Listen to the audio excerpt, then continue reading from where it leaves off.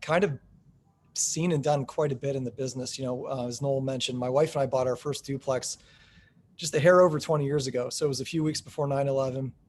We closed our first duplex. It was a $32,000, what we call a shit box, but I loved it at the time. It was, saved like the first like $3,500 that I ever earned out of college. And my wife and I were engaged. I don't even think she was working at the time. She was still in school, finishing up school, but before kids, before we were married, and bought this duplex, and the rents were like $350 each at the time. I mean, I sold it last year on land contract, and the rents were like double that. They're at 700. So shows the power of inflation and rent growth over the years without doing a whole lot of work. But right out of the gate, the cash flow from that was paying one of my student loans. And I was hooked. I was like, oh my God, I didn't come from any money. I grew up on a farm, never learned about money. But read Rich Dad, Poor Dad, The Millionaire Next Door, things like that. And so I saw real estate as the path to building wealth and building freedom. So we did it the old fashioned way for, a good 11 years. We saved up every bit of money we could and lived dirt cheap. Like Dave Ramsey says, rice and beans, beans and rice. Like we never really took a proper vacation till maybe 2010, 2011. We would take like long weekends and do things like that, but we just pummeled every red cent we could into real estate. And, so I worked in pharmaceutical sales for a few years, kind of graduated into medical device sales, where was working in the operating room with surgeons, and it was a very high pressure job, but the financial rewards were great. So I just saw that as a means to an end. Like, look, I'm going to work my tail off for a few years, and my wife did as well. And we just, we saved up, did it the old fashioned way, saved up money for down payments, and just bought, a lot of singles and doubles. And occasionally we would come across a big deal. But those first few years, we went from like 01 to 05. We went from 0 to 23 units. And then in 2005, I was reading the classifieds, which was still a thing at the time. And there was an ad in the classifieds from, it's a local investor retiring up to 128 units or something like that. And call this number. So I call this number and I meet this guy. His name was Dick Brogdon. And I was blown away by this dude. He was a retired engineer from GE, was a Marine back in the day. And all he did was tinker around on his rentals all day long. So he, met him at some property that he was renovating. He drove me around all of his properties and said, hey, look, I'll sell you these 56 units if, you give me 10% down, which was $110,000, by the way. And I don't know where I was going to get it, but he's like, I'll hold the paper. So convinced my wife that was the right thing to do. And we borrowed against our 401ks. We took lines of credit. We had a little bit of cash, but we just took everything we had and put it into that deal. And it worked. And, it worked. We had day jobs. We were able to go from owning a 24 units to then nearly 100 units. And that was our first step into becoming bigger landlords.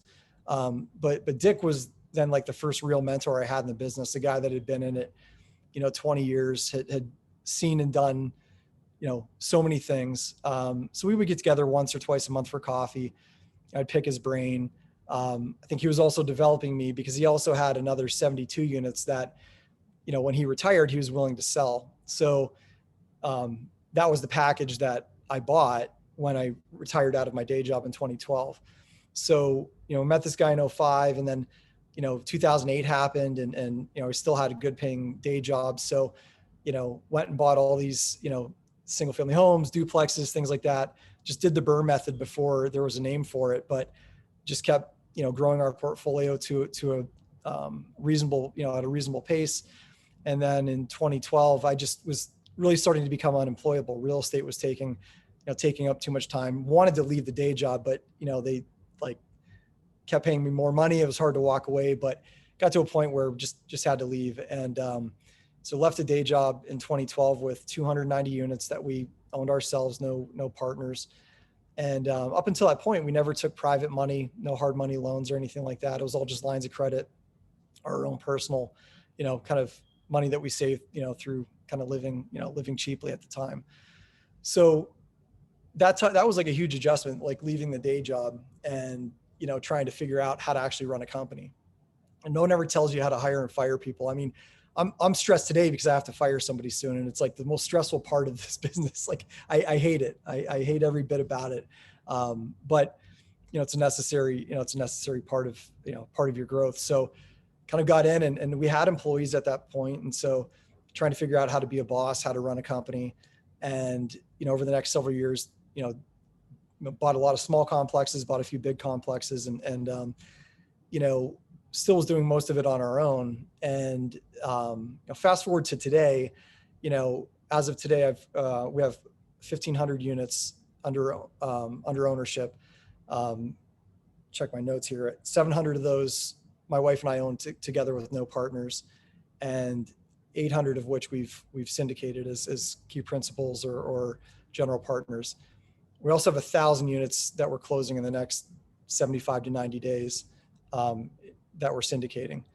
So I don't throw those numbers out there to brag or pound my chest or anything. It's kind of showing our progression of like starting out with just thinking small. And I would have been happy with like 10 duplexes. I thought that if I could get to 10 duplexes, man, I'm going to be making some cash flow. But there was a big shift for me. I in 2008, for 5 years prior to that, I'm thinking through, man, it'd be really great to buy a foreclosure and, renovate this and create some instant equity, some instant wealth. And just studied that, looked at it for a really long time and was so afraid to pull the trigger. But when I did it, we were like off to the races and just didn't look back.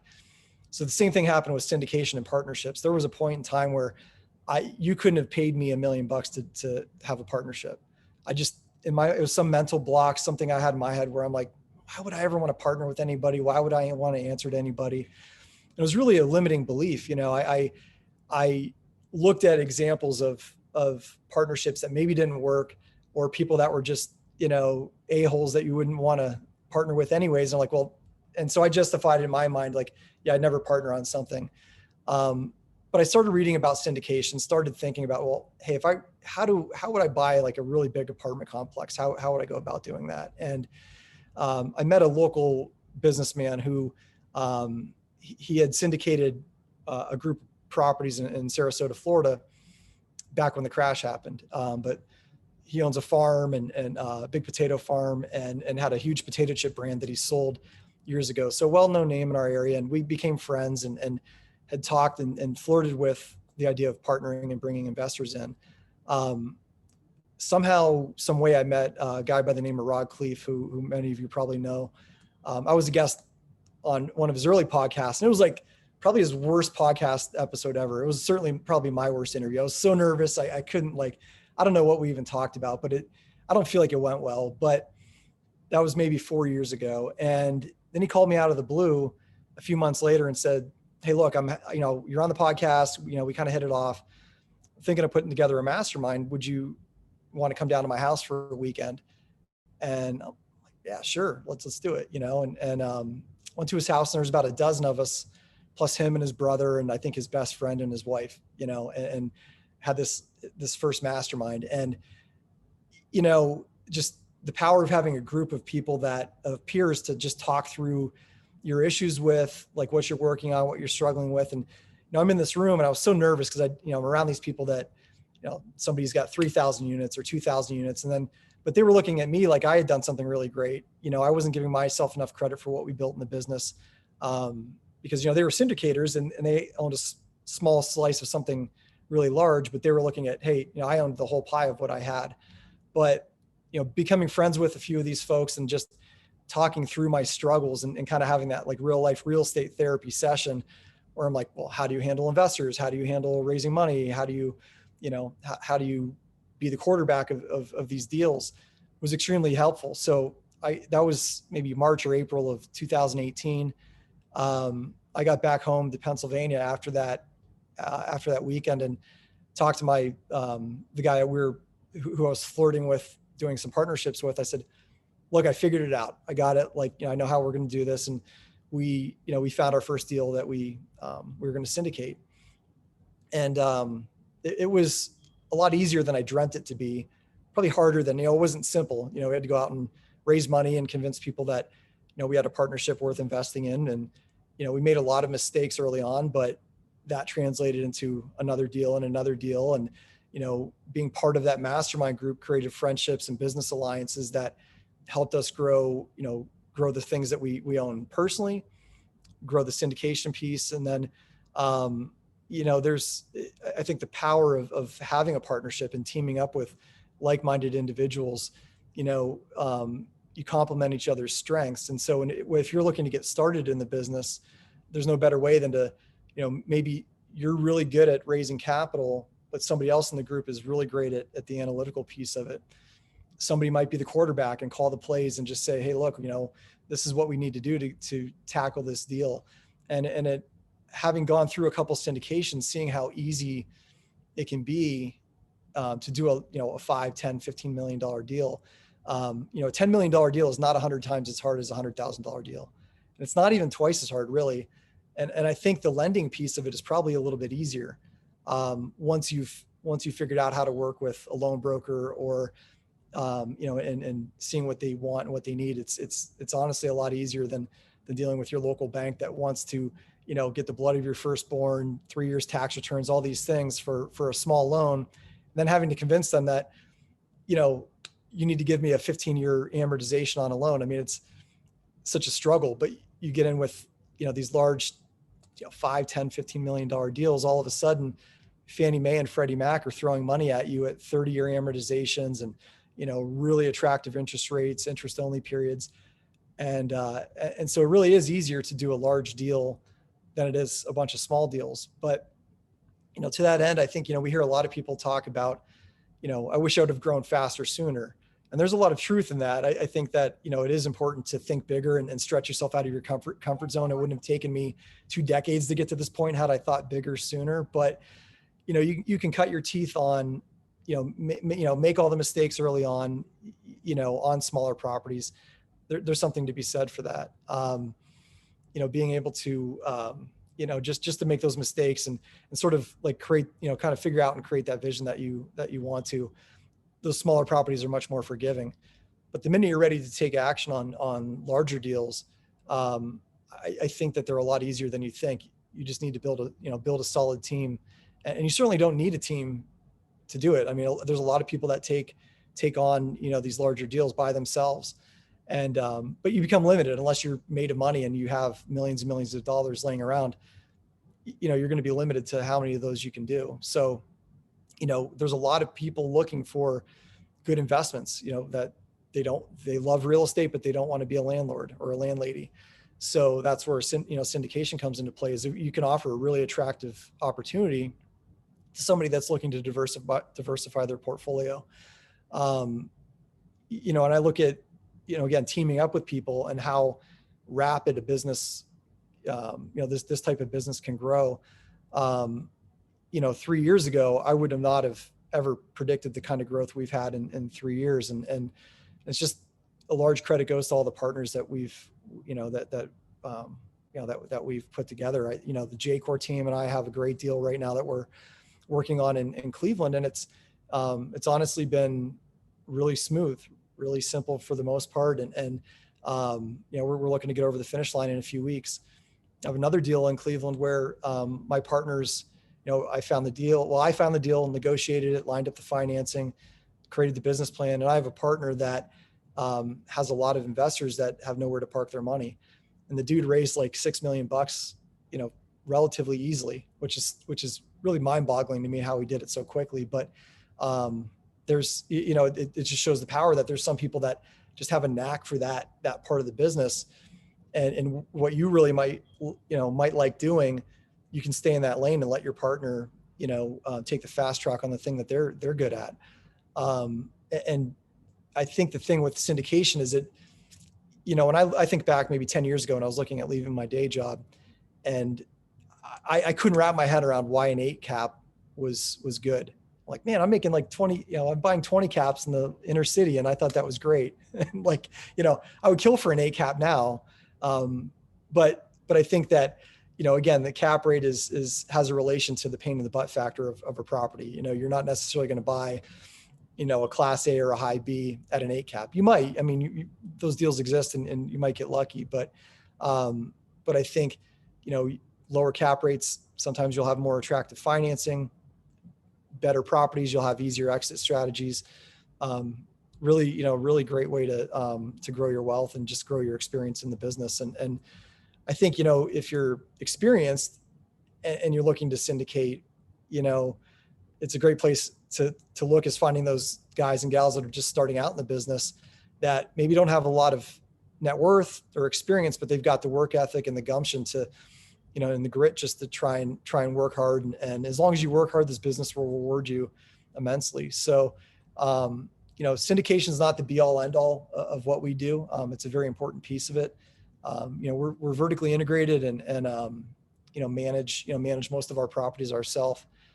As I mentioned, that creates its own headaches in terms of hiring and firing people. But I do feel that with that, for the most part, we have greater control over the properties and can tend to give a better return on investment when you're intimately involved with the day-to-day management. So I don't have a whole lot else to talk about, but I'm happy to answer questions or talk about any parts of my experience that anybody is interested in. That was a quick 20 minutes, so I cheated and didn't do the 30. But if anybody wants to talk about any hot topics that are out there in the market today, or anything else, on my experience or something that I can elaborate on, I'd be more than happy to.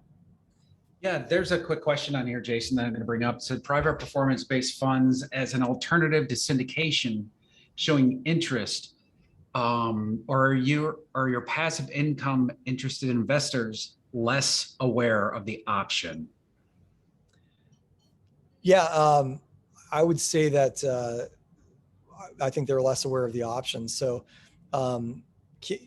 Jay, can you elaborate on what a private performance-based fund? I'm not exactly sure that I'm fully aware of what that. Yeah, it's simply it's a private fund that you can scale. If you have a model that's scalable, you can put it in the fund so they don't have to sign a whole new set of documents every single investment, and it's easier to retain your investors. You don't have to, provide it. They both have a PPM, but you don't have to start all over every time you have a project. But if the project has the similar model, or investors with it, or people such as yourself with a track record, your investors would jump on board for a blind real estate fund, for example. But you can also have a transparent fund if you're doing a replicating model that simply repeats for a different location. Got it. Yeah. I don't know. I know what I know what a fund is, but I think that, I think that's the topic that I see a lot of fellow syndicators looking to gravitate towards funds. I mean, there is that pain in the butt factor of, every time you have a deal, you have to, you have a, new PPM and I mean, I guess there's pros and cons to both, but I think the fund model is really intriguing. Do you have a fund or have you invested in a fund? Yeah, I'm familiar with them, and I was beginning our replicating model with as a syndication, but since the pandemic, it's very attractive because it scales and it's easy. Like I said, it's easier to keep the investors that you have because they're not complaining about, it's just, I know people that are really good at syndications, and it's easy for them to do a new syndication or even have a blind fund as an alternative, but it's just easier for me because I haven't done, I'm just starting actually doing a fund. Yeah. No, that's great. And I think that's something I know the J-Core guys and I have talked about exploring creating a fund. So I think it's a great option. I hear the folks I know that are going down that path seem to be happy with it. So for a lot of the reasons of reducing the pain in the butt factor, for sure. Joey asked, when did I decide to build out the management team, and did we do it simultaneously while continuing to syndicate? So, yeah, I built out my management team, when I had my day job. So, hired my first property manager in 2005 when we went from 23 to 79 units, and as we added units and we've added scale, we built our management team in-house. And so as we syndicate, that's actually helped us for the properties that we manage where we're vertically integrated. That's helped us add infrastructure and layers in such a great way over the past several years. So, not just, one accountant on staff, but a CFO and an on-staff accountant, the office manager, assistant office manager, leasing agents and building that out. So, so this is something we started, 16, 17 years ago, but syndications helped us scale that much quicker. So Jason, if you could expand on that, when you decided to build out these different wings within your company, what were some of the first steps that you took in order to, build out your management, put a CFO in place and everything else? What were kind of those first steps? Well, I think the first step was just realizing when I just couldn't do it all myself. A 15-year-old, or not 15-year-old, but 15 years ago version of me was walking around with a banker's shoe boxes full of receipts. And I'm spending all my time on the weekends sitting around writing checks and trying to figure out the finances. And I'm like, I don't know what the hell I'm doing, and just trying to give up the control. When you build out your own business and your own babies, sometimes that's hard. And we were younger, it was maybe a little bit of immaturity too, thinking I could do it all myself. So recognizing that, hey, if I want, trying to buy real estate for freedom and flexibility, but if you're spending every night and weekend on your couch trying to balance your books and, count your receipts and rent checks are floating around your briefcase for weeks on end. I mean, that's no way to live and not a right way to do it. And I knew there was a better way. And so, we constantly hear people say, hire your weaknesses, hire people that are better than you at these types of things. And so, realizing, that when I had to hire a bookkeeper, it was just like, had to call around and place ads and figure out who I wanted and who I trusted to do my books. Fortunately, in my case, we actually ended up hiring my father. We forced him to sell the family farm a number of years ago, and he didn't know what he was going to be doing. He was already running my books. I said, well, look, I'm growing at a pace where I'm going to need somebody full-time in my business. So I ended up hiring him full-time. But, I look at it like whether we're adding an accountant, CFO, property manager, it's where are things getting lost? Are we not following up on leads and, in a timely manner? Are we, do we have like log jams as it relates to maintenance? Is there a backlog of maintenance? And I try to spend a lot of time looking at and figuring out what are the duties we need within our company to have first of all, to have a pleasant and positive tenant experience, because with good paying tenants, that's how we generate. I mean, at the end of the day, if we don't have that, there's no money to distribute back to passive investors or ourselves for our own income. So, as a company, and this is, what I look at in terms of scaling even syndication, is there a log jam or is there a pain point that is something that we can't get to, I can't get to, and I need to hire somebody to, make that their job. And so I'm just constantly evaluating, what those needs are. And that can be really exciting and exhilarating, when you think about, okay, I'm creating a new position. Right now I hired I'm calling him a train conductor, but he's really like the head project manager, head maintenance manager, making sure everything gets done on time. But what that's going to do is take away half the duties of somebody else that was within my company. And then you have to make these hard decisions. Do you have more duties for this other person, or do you fire them? Or are they still going to be a fit within the organization? That's honestly, that's a thing I struggle with every day. I mean, I'm not afraid to make the mistakes, but it's dealing with people, and dealing with their livelihoods. And it's stressful to have that people management part of it. For me, it is, at least. I don't love the idea of hiring and firing, but it's an essential part of building a successful company. So yeah, I mean, I'm usually at least once a quarter, and especially on every new acquisition that we're responsible for managing, I'm just continually evaluating the day-to-day operations and making sure that we're able to run things as efficiently as possible. And the trick is, we're never running it as efficiently as possible, because there's always something that comes up that you're like, why did we triplicate our efforts on this thing, or why did we duplicate it here, and figure out how we can be better. And so just kind of pursuing that never ending pursuit of excellence, and knowing that there may be a time where it just feels like it runs exactly perfect, but there's always something we can improve on, some new technology we can implement, some new way of, interacting with employees or tenants or lenders or whatever the case may be. So I think for us, just trying to always create a better version of ourselves. That's awesome. Yeah. We have a few more questions here. Sia said, what types of questions? Sorry, I'm going to let someone else do this. My smoke alarm's going off. So.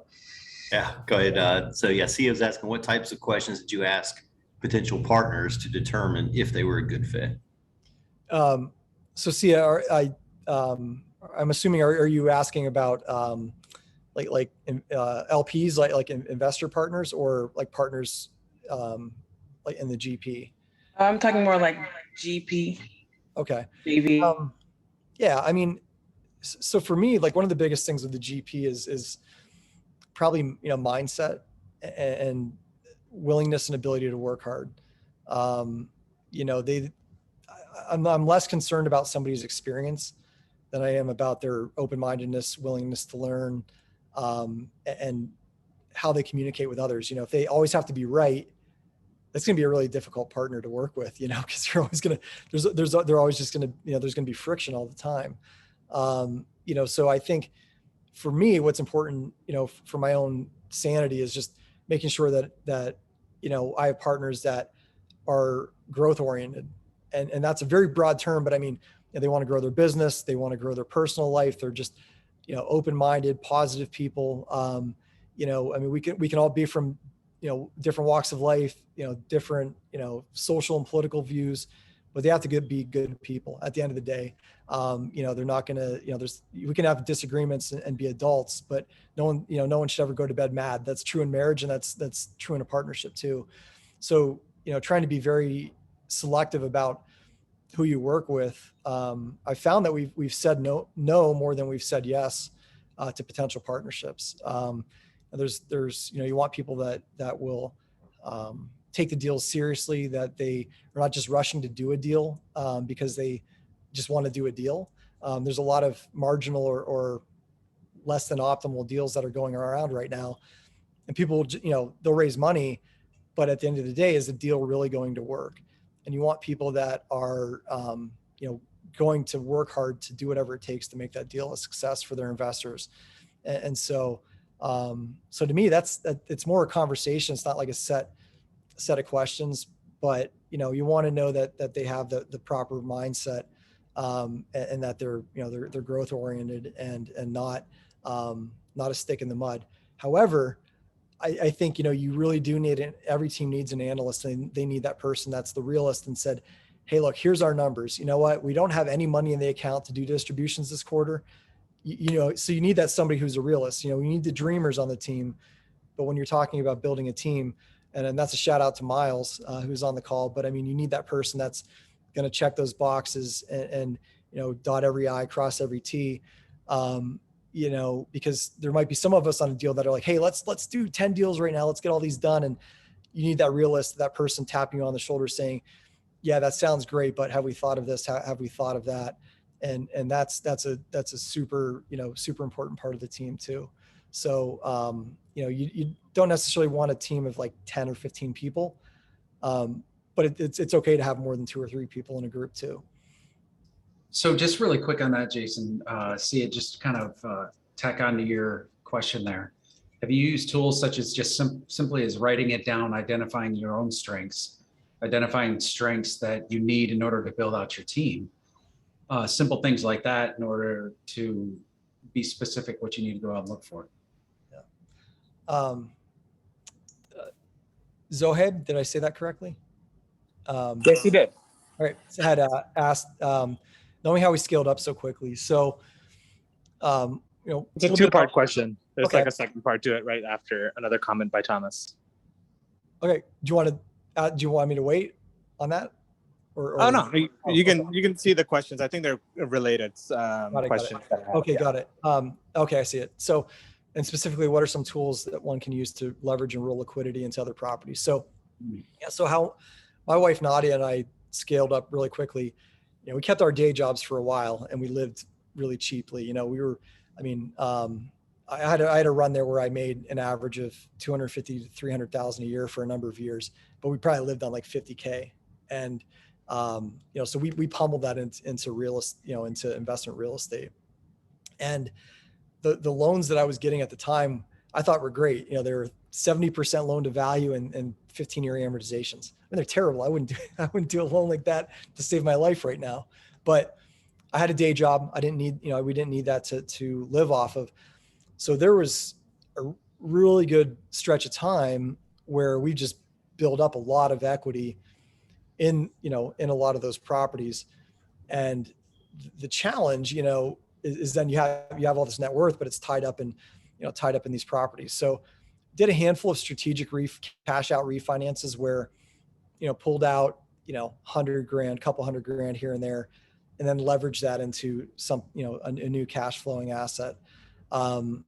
Did another couple strategic refinances where we didn't pull any capital out, but if I saw that I could save $5,000 a month or $10,000 a month, that all of a sudden added up really quickly to where, oh my gosh, I'm cash flowing an additional $20,000 or $30,000 a month.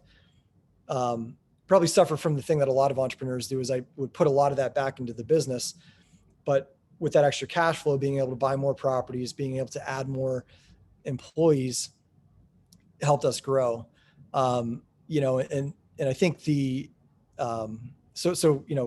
and rolling that liquidity into other properties. I mean, you can refinance, you can use lines of credit, you can sell. I mean, that's always a good thing too. I used to think I'd buy the entire city of Erie, Pennsylvania, and just own it forever. That was great when you're young and dreaming, but the reality was like, hey, you got things that all of a sudden have 50,000 here, 100,000 there in equity. Sell that, and whether you 1031 exchange or you roll that into, or just roll that into another deal and hopefully don't have too much gains to or you can offset the gains with some strategic losses. We've been pretty effective at sheltering most of our gains through doing cost segregation studies and continuing to grow. As we continue to grow, there's more losses to offset those gains. So we've done a little bit of 1031, utilized a lot of lines of credit. Also, having hard money lenders. I mean, I've had a couple really key friends and mentors who have loaned me, $100,000 to $300,000 at a clip in the last maybe 7 or 8 years, where that was a really good down payment, say on $1 million property. But that mentor, that individual, had, he's a, some of you guys may have known him from some other Zoom calls and stuff, but he was a Marine, then a post office worker and a real estate investor. And he's 75 years old and he lends his money out for a living, but he would walk the property with me and say, hey, I think this is a winner. If you don't buy it, I'll buy it. I figured, that was good enough for me that, hey, if I could buy this 20 unit or 15 unit, and this gentleman was willing to lend me his money at crazy rates, right? I'd pay points and I'd pay 10, 12% on the money. But knowing that I had upside, that once I went in and did the hard work and pushed the rents and normalized expenses, I'd have an asset that I could refinance, give him back his money. He's happy. And then he's ready to lend that back out to me again. So finding some people that, in that smaller multifamily space that you don't necessarily have to syndicate, but you can get into a short-term 2, 3, 4 year relationship on some of these smaller properties. As you do a few of those, that can certainly add a bit of scale without having to tie up any of your own capital on it either. Hope that's what you're looking for. And if not, feel free to. No, Jason, that was great. Thank you so much. Hey, Jason, I just want to clarify on there. You said a couple things. Not sure if everybody's on board with what you're talking about, what a 1031 is. If you want to give a very brief explanation on that, as well as what cost segregation studies are. Sure. So a 1031 exchange refers to the IRS tax code, whereby when you sell a property, you can exchange the gains or the profit, roll that into another property, and avoid paying capital gains taxes. And you can do that so on and so forth generationally, if you like, and avoid capital gains taxes. So, there's a lot of rules around that, in terms of, let's say you walk away with $100,000, you have to then buy something that, and I apologize for not knowing the exact rule off the top of my head, but has to be a certain, has to be a certain ratio or bigger than what you just sold. So there may be debt requirements, a certain amount of debt that you would have to take on that, on that 1031 exchange. But generally, if you're looking to shelter or reduce or completely avoid taxes for the time being, 1031 is a great tool to do that if you're selling your property.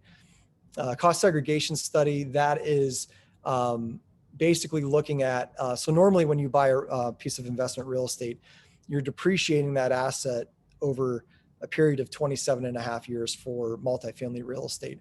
So let's say you buy a property for $1.2 million, the land is worth $200,000, and let's say the buildings itself is worth $1 million, you would then depreciate that or divide that million by 27 and a half years, which is what the IRS determines is the useful life for a property.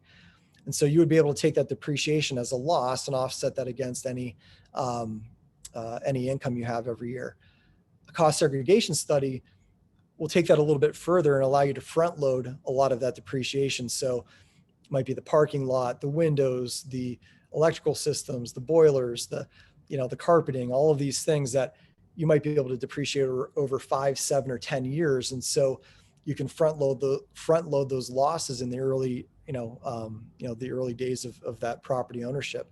Now, eventually, obviously the depreciation runs out, but, if you're in a 5 or 10 year hold on a piece of investment real estate, there should be no problem with taking all of your losses up front. What's going to happen then is though you're going to have a bunch of equity, at the end of that you're going to need to roll into something else when you sell or refinance the property. So on a sale, that's where that 1031 exchange would come in very useful. Awesome. Thanks so much. Yeah. I don't see any other questions on here, but I just want to ask one more question. I think there's a few more on there. Really? What's that? I think there's a few more questions on Was there. Yeah. Sorry about that. No, you're Nick had asked what tips or tricks. Oh, sorry. Go for it. Skills in underwriting.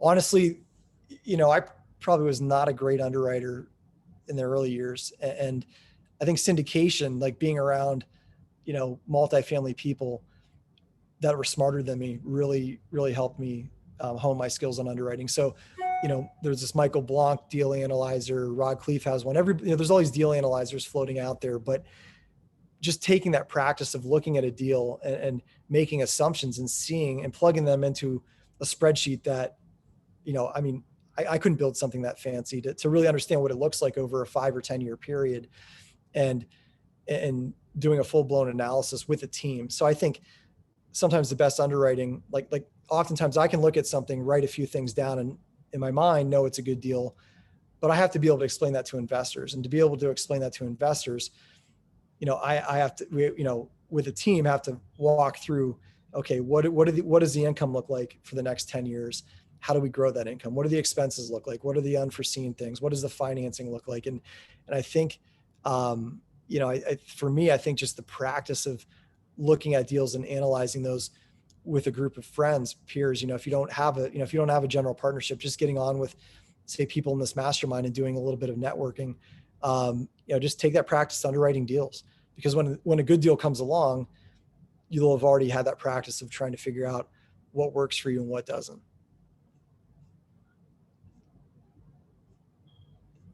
I think that was the last one. Nick, does that answer your question? Yeah, appreciate it. And just any help helps. Awesome. And so very cool. At this point, Jason, I want to thank you. And if there's any other questions that you guys have and you want to reach out to Jason directly. Jason, is there a way that anybody could get in touch with you? Just kind of pick your brain and maybe chat with you a little bit. Yeah, if anybody wants to link up, you can hit me up on calendly.com/Jason Perro. Book a 15 or 30-minute strategy session. Just love to help out any way that I can. You can connect with me on my email, Facebook, all the social media stuff, LinkedIn. But yeah, if anybody wants to hop on a strategy call, feel free to hit me up on Calendly. That's fantastic. And so what I want to do right now, again, thank you, Jason, for hopping on. It's always awesome hearing about your experience and, allowing us to pick your brain and everything else like that. Very, very cool. So what I'd like to do now is kind of turn this over to Noel. Hey, Noel, you want to, we got a few people here. Let's break it out into some rooms. Yeah, absolutely. And one thing I didn't do, I know we should have introduced the J-Core team too before we get into the breakout rooms. Do that real quick. But I'm Noel, by the way, if you haven't met me. I'm active duty Army and actually at work right now. Pretty crazy, but it's a quiet night, so it's good. I was able to jump on here. But I've been in the military now for 16 and a half years on active duty. Started investing in single family 10 years ago. And my wife and I grew to a point where we couldn't scale any further without really taking all of our time. And we have 2 young girls now, 5 and 2. So obviously they require a lot of time and attention. And we said, what do we do now? Like we're at a crossroads. So that's how we jumped into the multifamily side of things and started growing. So it's been an awesome ride. Great to be part of this team.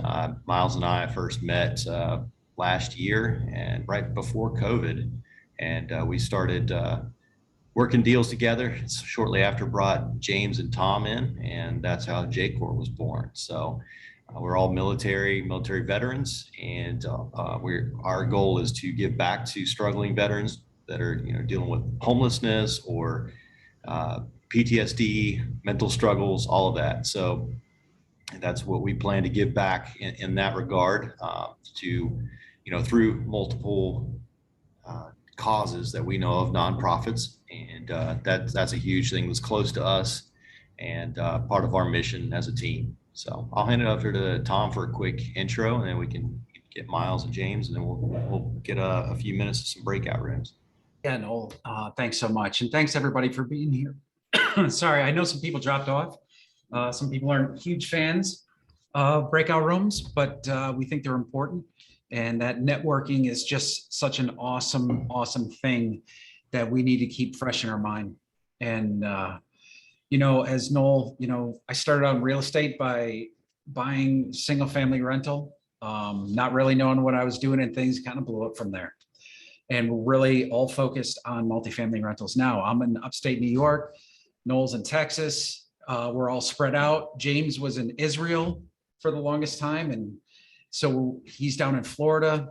So our team is all spread out all over the place. So never let the geography of your team get in your way. There's nothing but opportunity out there. And one of the things that I do, I work with asset management. James and I do that together on some of our properties.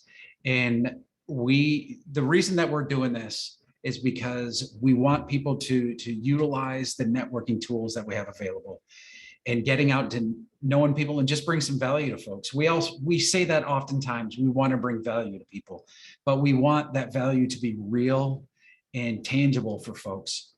And we want to hear feedback from you guys. So please, drop a note saying, hey guys, you guys are way off the mark, or just be real.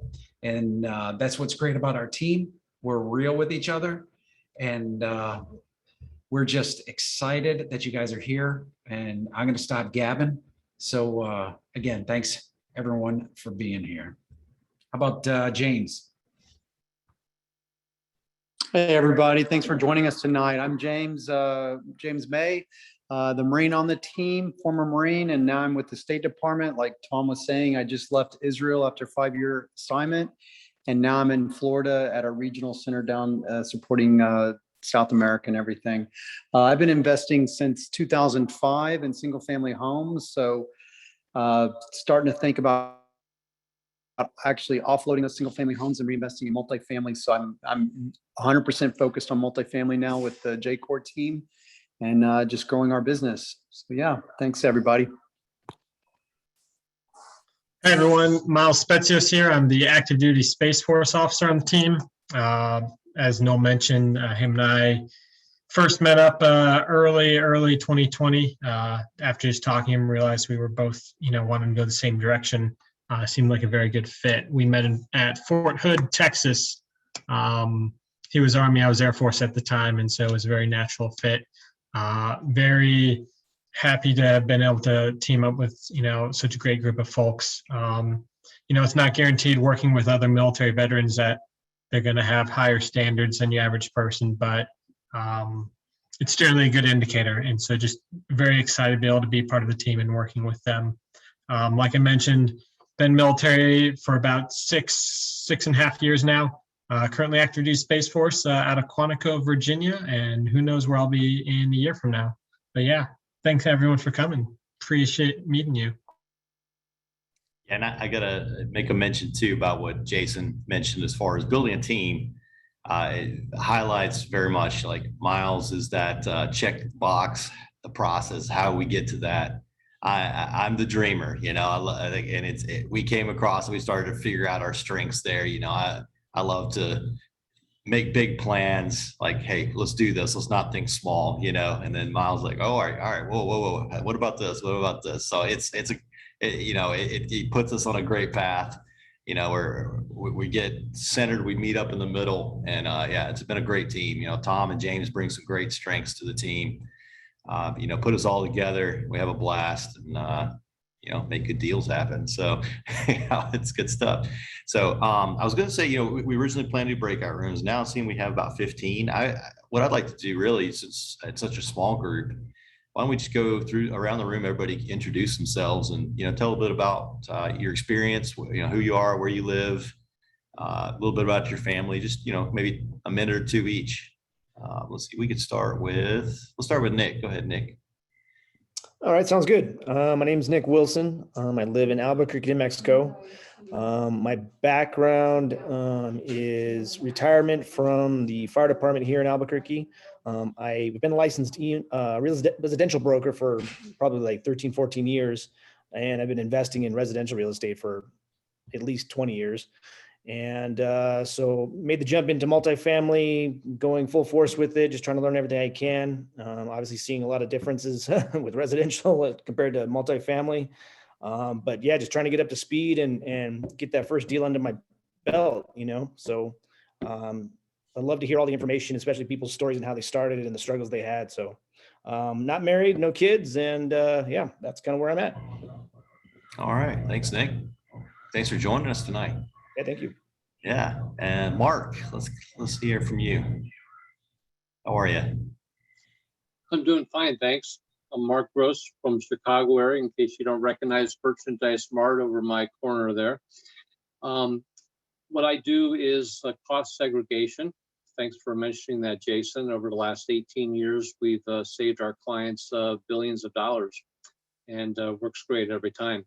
I'm also looking for some LP opportunities in multifamily and other things across the country. And just getting back to cost seg, be happy to provide anybody with a no-cost preliminary analysis for any property nationwide. And thank you for a very informative session. I appreciate it. On the personal side, I got 4 grandkids, so enjoying that. Yeah, it's awesome. Very cool. Well, thanks for joining us. It's very cool. Paul, let's go to you next. Yeah, thanks, guys. Thanks for having me. This is great. Always a learning, for sure. I started multifamily venture probably about a year and a half ago with the Radcliffe team. I'm a real estate broker here in Washington, D.C. Lady was on her last CS senior. She's my wife. So she and I kind of work together. I've been doing this for about 13 years in terms of a broker. And as a single family, we have a small portfolio of about 26 units right now. We're continuing to grow. We're at a point now where, like Jason was talking about, you kind of get some equity in the property and, set a couple $100,000, whatever, trying to pull it out and see what we can do with it in terms of LP or of course, we want to get into a GP position. Been doing a lot of underwriting over the past year or so. So I kind of get proficient with that doing the Michael Blanks model. And we're at the point now, where we're just trying to pull some money together where we can get in good LP deals or also, have a lot of, friends, who have decent equity in the DC area here that we've sold property over the years, and they're very interested in terms of investing with us. We just kind of want to make sure when we get in, we're trying to get in with the right deal, with the right person for them coming behind us if we're going to get into a GP position. So looking to grow, looking to partner, looking to add value to anyone we can, just to get it off the ground. We haven't done a multifamily deal yet. That is our focus right now. So hopefully, if we can find one with ourselves, we can get on a team that has a good one, and we can add value there too. Very nice. Thanks, Paul, for joining us. Good to see you again. Sure. Pleasure is mine. Yeah. Awesome. So Matt, you're up next. Hey, yeah. I'm Matt Spaulding. I'm with the State Department, currently posted in DC area, Virginia. And I'm relative to you guys, I'm kind of a noob. I've got 6 single family homes, and I'm under contract for 3 duplexes right now. And I'm just looking forward to learning more, certainly about multifamily. That's kind of a world I haven't dabbled in, and but I'm very interested in it. And I want to make sure I'm not thinking too small. So that's what I've got. Nice. That's awesome. Yeah.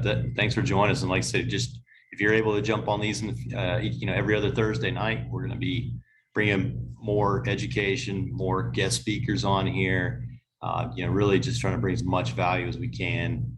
Really, get that question and answer session. Really help, especially people who haven't made that leap into the multifamily space yet, and really help it click. We appreciate you joining. So we'll keep working toward that. And I know we've got Rod Cleef coming up in November. He's going to be with us. So just confirmed him today. So you guys are the first to know. So he'll be good stuff. Chris Miller, how are you, man? Yeah, doing great. And thanks again for the invite for this. It was awesome, and looking to continue to join and hopefully help out any way I can. So a little bit about me. I was prior military back in 98, 2002. I was in the Air Force. After that, I joined a tech company here in San Antonio where I live today. And I was at that tech company until April of this year when I was able to kind of put in my notice, and I'm basically moving into multifamily full time. I've been doing some single family for the past 8 to 9 years, and multifamily for the past 2 years.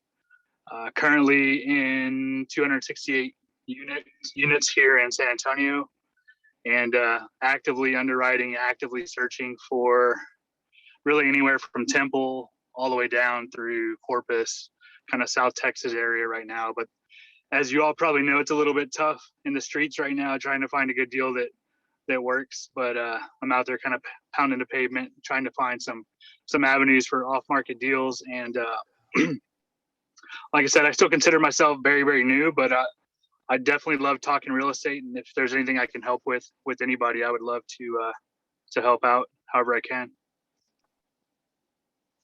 Awesome. Yeah, Chris, you're not far down the road from me. So I'm in Temple, Texas.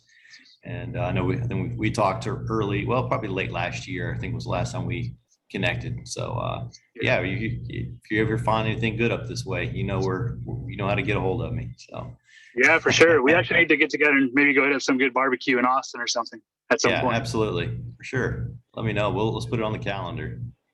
Okay, for sure. Awesome. Let's see who we got. Miguel, if you're able to talk, you can jump up there. I'm able to talk. Hey. Awesome. Oh, well, thanks for inviting me. This is great learning session. I am a newbie. All the terms are new to me. Everybody's talking about syndication and all that stuff. So I live in the DC area, like Paul and Matt. I live in Lorton, Virginia, just south of I'm considered in the Beltway there, and I work for Deloitte headquarters in DC as a risk advisor, risk and financial advisor. The real estate experience I have is investing in real estate investment trust out of a company called Fundrise. A lot of this sounds similar, but you're more personal, and imagine the cash flow and the reward is a bit higher. Still trying to learn the risk there. A lot to unpack on the intro there, where building a team versus joining a team, where that's, being new is where I like the experience of building it alone, joining a team to contribute something.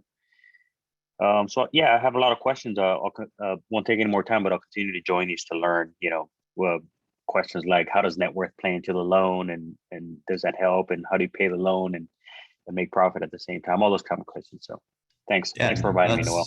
Yeah, absolutely. And definitely write those or type those questions out, send them to us, and then we'll make sure we focus to address those on our future calls too, our future meetups. So that'd be awesome. I know there's a lot of veterans here, so I failed to mention 24 years Army helicopter pilot, like Noel. Yeah, we're both. Am I the only Navy guy in the house? Maybe so. Yeah. So yeah, Miguel and I are both Is this a good time to make a Marine joke in the Navy? Yeah, well, Jane, I hear him from Jane. So. The department of sorry. We know the men's department and everything else like that of the Navy. So it's all We good. only make fun of the Space Force. We only make fun of the Space Force. Yeah. Be cadets, right? Or no? What's their? Hey, look, when you guys get a Coast Guard, you guys are gonna be legit. Hey, they're not military, so. Only the DoD here. Yeah, exactly. All right, cool. So Kenneth mentioned he's doing daddy duties. So if he can't to get on, that's okay. We can come back to him. I'm here. Okay, awesome. Hey, yeah, sorry about that. So I'm Kenneth. I'm located in the Atlanta area. I focus on self-storage syndications, so that's what my team does. Nice. We started with multifamily and got a little discouraged and decided to jump into a different asset class. And so right now we have 94 units under management. Sorry, I'm in the clubhouse call too, and daddy duties and joining you guys. So I'm kind of all over the place. But yeah, so right now we have 94 units under management. We're under contract for 500 units self-storage. Part of that project will be converting a facility over to climate control, boat and RV storage and parking. And the other one will be just completely 100% automation. So that's what we do. Love to connect with multifamily guys. I mean, our business models are very similar, minus the toilet bowl issues that we don't have to deal with. But besides all that, this is a great group so far, and I've been paying attention, but I've just been bounced between the two. So appreciate you guys for inviting me. Yeah, for sure, man. And thanks for joining us. It's good stuff. We always like to bring in great minds together, and that's how we all grow. So this has been awesome. So Zohaib, am I saying that right? Zohaib, yeah. Zohaib, awesome. All right, yeah. Tell us about yourself. Yeah. Hey guys. Hello everybody. As Zohaib Rashidi, everybody can just call me Zo. It's a lot easier. I work at State currently in Virginia, waiting to go out to Honduras soon. Also a Army veteran here, like some of our colleagues here. And I was introduced to J-Core through James. Thanks, James. I was just kind of saw some of his posts on Facebook and decided to give this a go and talk to him a while ago. But I wanted to say, thank you for you guys for sharing your knowledge and just, giving us your time. Super cool, super generous, and I really appreciate it. Currently, I have a small real estate portfolio and seem to be a little more over invested in equities.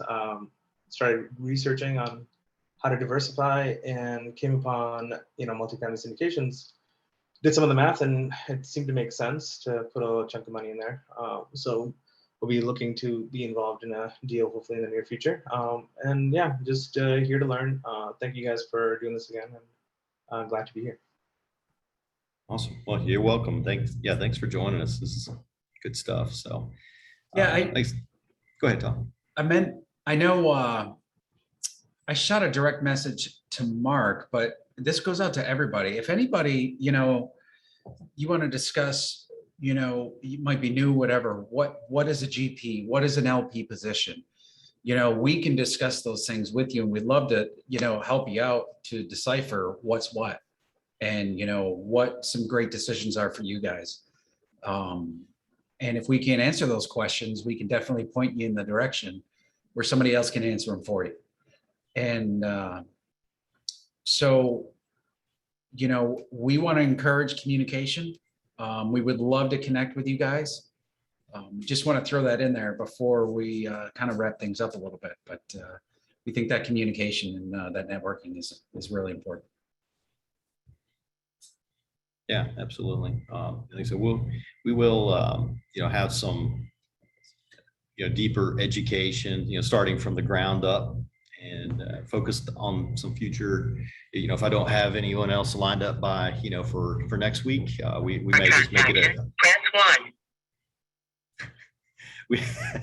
we may just make a, you know, a team led, you know, question and answer session, you know, and we can go through and talk some pieces of the basics of syndication structure, how returns work, what's the benefit of a syndication over, you know, single family homes, things like that. There's a lot of great benefits there, but you know, we know there's a lot of folks coming in here that are brand new to this, so we will, you know, we want to make it valuable for not only the people who are clueless about this but want to learn, but also bring value to the people who are experienced, and so, you know, we're going to continue to kind of target, you know, from different speakers and different levels of experience.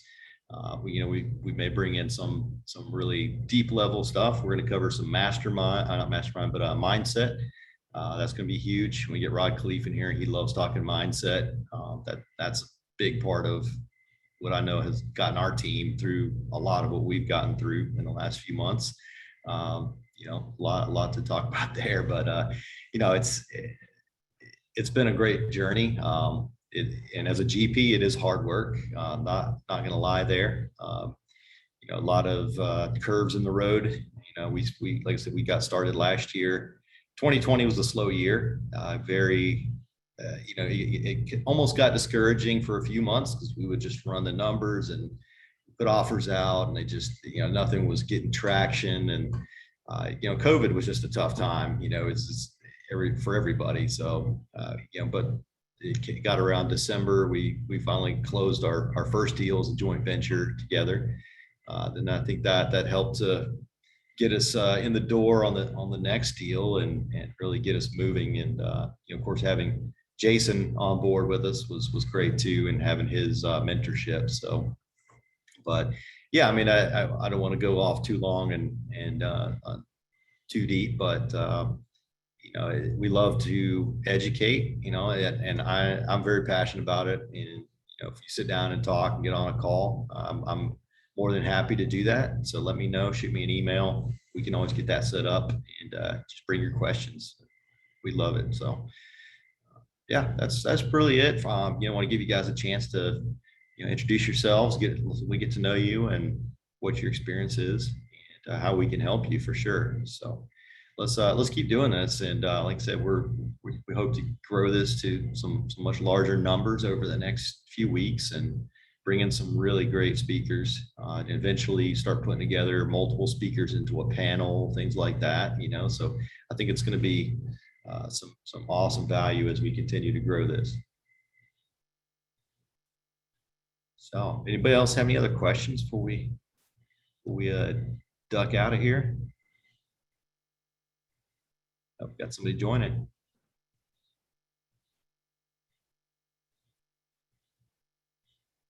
Welcome, Jonathan. Thanks, man. Hey, yeah, you are getting us as we're closing up. Oh, perfect timing. Yeah, we appreciate you joining. We'll be you know, Jason spoke earlier. We you got any questions, anything on the multifamily side? I know we kind of went through, and if you want, you can just introduce yourself, what you Sure, do. Yeah. So I'm a performance coach here in Texas. I work over at Fort Hood, and I actually joined in with Noel. He kind of roped me into this whole multifamily business thing, as a way to hopefully, you know, one day get out of the rat race. And yeah, I jumped on with the Waco property. And so, yeah, we're pretty excited. That's going to get started up I think doing payouts here pretty quick, which is pretty nice. That property is actually coming along really well. And so I was jumping on here, actually kind of excited about learning what I can about building my own wealth as well. So hopefully you guys are going to put this on. I mean, it is recorded, so hopefully I can watch the recording. Yeah, absolutely. Yeah, we will send this recording out to a link. We'll actually post it up on YouTube, send you guys a link. Everybody can go back and watch it if they couldn't make it. So nice. I see a couple of car seats there, Chris Miller. I know how that is. I gotta set Yeah, a for twin. sure. Yeah, Jonathan's got twins. So Oh, nice, awesome. Young How old? ones. Sort of awesome. I mean, it's like it's sometimes awesome and sometimes like very not awesome. How they're old? gonna be two here in about a month. Awesome. That's cool. Yeah, it's pretty fun. Yeah. Cool. Well, yeah, so we are wrapping up, and we will get this sent out to everyone, and we look forward to seeing you guys again Thursday after next. Be exciting. So keep a lookout for our, we'll be posting up the registration link out there, and yeah, it'll be fun. So if you know other people that need to join in, spread the word. Let's grow this. That's it. So you guys have a great night. Yep. Thanks again, guys. Yeah, y'all take care.